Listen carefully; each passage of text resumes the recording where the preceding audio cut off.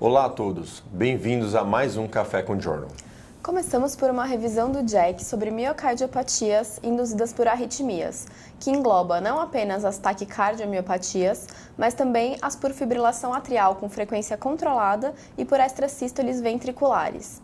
É abordada a dificuldade em determinar se a arritmia é causa ou consequência da miocardiopatia, levantando a suspeita na ausência de outras causas para a disfunção ventricular.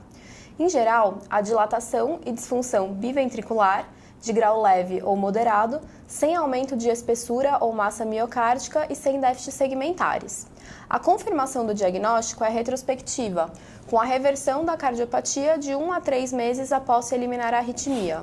As evidências atuais apontam a possibilidade da fibrilação atrial, independente da frequência cardíaca, piorar uma disfunção ventricular prévia ou ser causa inicial, com estudos apontando para melhora da fração de ejeção e de desfechos cardiovasculares após a ablação.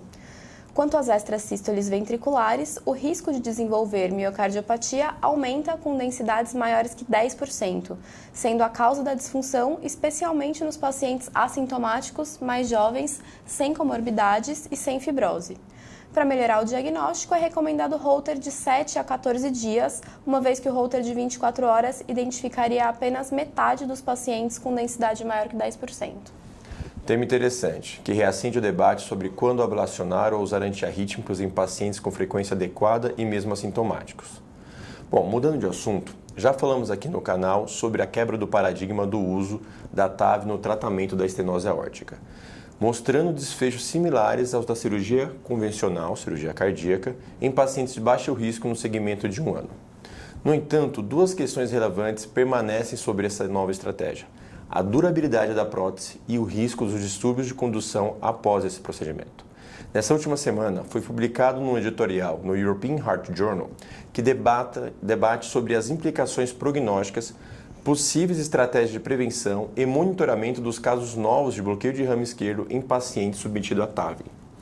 Em uma análise do Partner 2, observou-se que o uso de próteses maiores ou iguais a 29 mm e o implante baixo delas, mais próximo à via de saída do ventrículo esquerdo, estavam mais associadas a novos casos de bloqueio de ramo esquerdo.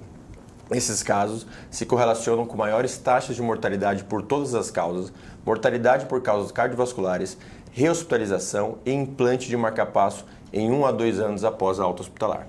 Nesse sentido, esse editorial sugere que, para prevenir novos bloqueios de ramo esquerdo, o implante da prótese deve ser mais alto e deve-se evitar próteses com diâmetros mais elevados. Também reforça que esses pacientes devem receber monitorização eletrocardiográfica por um tempo mais prolongado. Em casos selecionados, indicar o uso de marcapasso profilático. De fato, o bloqueio de ramo esquerdo novo é uma complicação relevante no cenário da TAV, exigindo a necessidade de novos estudos sobre o tema.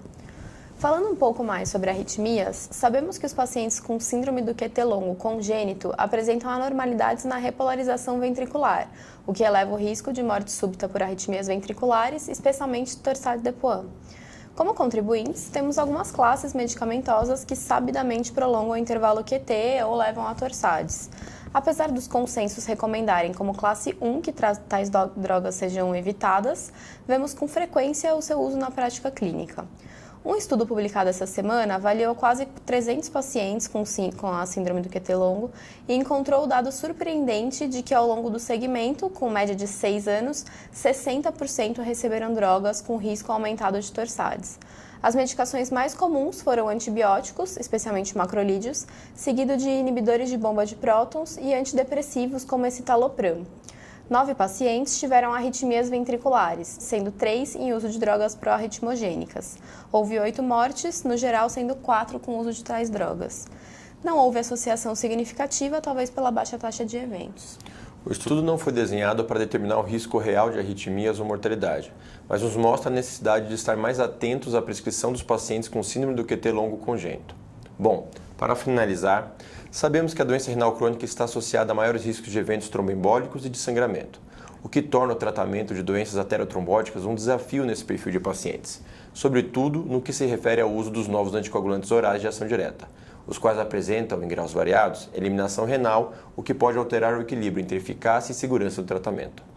Nessa última semana tivemos a publicação no JACC da subanálise do COMPASS Trial, que abordou essa questão. O objetivo dessa subanálise era determinar a relação de risco e benefício da dupla terapia antitrombótica, comparada com o uso isolado de AS em pacientes com doença cardiovascular estável com ou sem disfunção renal moderada. O uso da dupla terapia se mostrou capaz em reduzir eventos cardiovasculares, mesmo nos casos de disfunção renal moderada, caracterizado por clínicos de creatinina abaixo de 60. Porém, as custas de maiores taxas de sangramento maior, sendo discretamente mais frequente naqueles com disfunção renal. Todavia, vale ressaltar que pacientes com clearance abaixo de 15 foram excluídos do estudo e que o número de casos com clearance entre 15 e 30 era discreto, deixando essa análise de segurança restrita a um grupo já conhecido em estudos prévios. Até breve. Até breve.